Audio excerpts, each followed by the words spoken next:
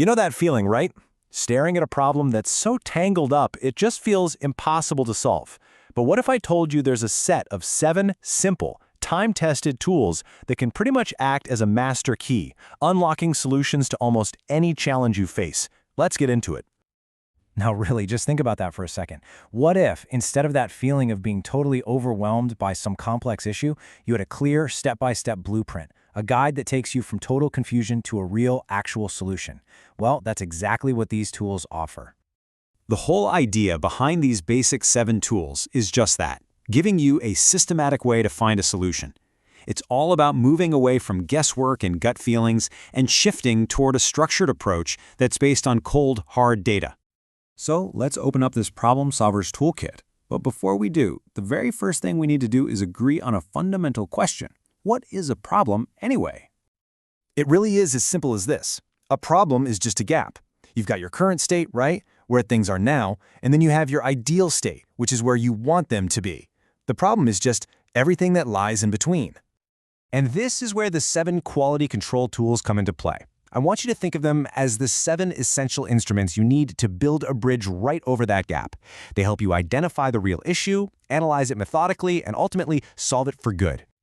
Okay, so every successful solution, every brilliant breakthrough, it all starts with the exact same thing: good information. So our first job is to become detectives and start gathering that raw data in an organized way. So meet the check sheet, which you might also hear called a tally sheet. It's nothing fancy. It's just a simple, straightforward form that you design to collect data right at the source. Like, imagine a barista tracking why coffee orders are being messed up. Is it the wrong milk, wrong size, or maybe the wrong syrup? You don't need any high-tech software here, just a clear way to count and categorize what's actually going on. So, why is this little sheet so important? Well, because it gets you organized from the get-go. The data you collect here, it becomes the foundation for pretty much every other tool we're going to talk about. It's literally the first step to understanding where your problem is coming from. Okay, so now you've got a pile of data, but let's be real, you can't fix everything all at once. It's just not possible. So how in the world do you decide where to focus your energy to get the biggest bang for your buck? This is where the Pareto chart absolutely shines. It's named after its inventor, Vilfredo Pareto, and this brilliant tool isn't just a graph, it's more like a focusing lens. It visually separates the most significant problems, what we call the vital few, from all the other minor issues, the trivial many. That way you know exactly where to aim your efforts.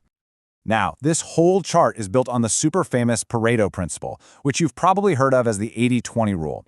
The big idea is that in most situations, roughly 80% of your problems are actually caused by just 20% of the possible causes. So, finding that 20%, that is the whole game.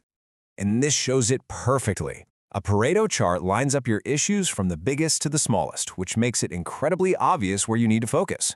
By tackling that one really tall bar, you can often wipe out the vast majority of the problem. But, and this is a huge but, a standard Pareto chart only prioritizes by how often something happens, not how bad it is. So if a car has 50 tiny little dents and one catastrophic brake failure, the chart is going to point you toward the dents. This is where your common sense is absolutely essential. The chart is a guide. It's not the final decision maker. So, you've used the Pareto chart, you've identified your main problem. The next logical question is, why? Why is this happening? It's time to go fishing for the real reasons.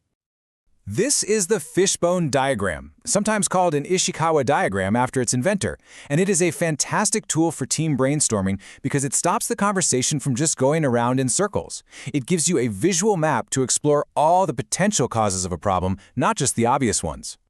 And to keep that brainstorming from getting messy, the diagram uses this really helpful framework, often called the 6 M's. This makes sure you're looking at the problem from all angles. So the categories are manpower, or people, method, the process itself, machine, which is your equipment, material, your raw materials, measurement, and finally Mother Nature, which is just the environment. This simple structure keeps you from getting stuck in one way of thinking.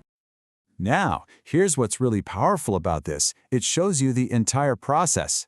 The fishbone diagram helps with step 1, which is just generating possibilities. But you're not done yet. You then have to narrow down the suspects, check them with data, and finally dig deeper with a technique like why analysis, which is where you just keep asking why over and over again, kind of like a curious kid, until you finally hit the true root cause. All right, so we've covered the big three for finding and prioritizing problems. Now let's add 4 more powerful analytical tools to our toolkit that are going to help us see and understand our data even better. First up, we've got the histogram. At a glance, it kind of looks like a regular bar chart, but it's way more powerful. It groups your data into ranges to show you the distribution. Is your process churning out consistent results, all clustered nice and tight around the target? Or is the data spread out all over the place, which tells you there is a lack of control? The shape of the histogram tells you the story of your process's stability. Next is the scatter diagram. This is your go-to tool when you want to play detective and look for relationships between 2 different things.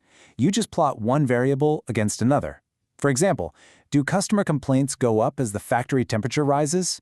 A scatter diagram can show you if there's a strong connection, a weak one, or maybe none at all. It's a great way to confirm or just totally debunk your theories. All right, let's look at tracking performance over time. A run chart is a simple line graph showing your data points. But a control chart is a run chart on steroids. It adds these statistically calculated upper and lower control limits. Now, as long as your data is just hanging out between these lines, your process is considered stable, predictable. But the moment a point jumps outside those limits, that's a huge flashing red light telling you that something unusual has happened and you need to investigate it like right now. And finally, we have stratification. Now, this isn't a chart itself, but it is a super powerful analysis technique that you use with the other charts. It's really just the simple act of slicing your data into different subgroups. For instance, your overall defect rate might look totally fine, but when you stratify that data by shift, you might discover that, whoa, the night shift is responsible for 90% of the problems.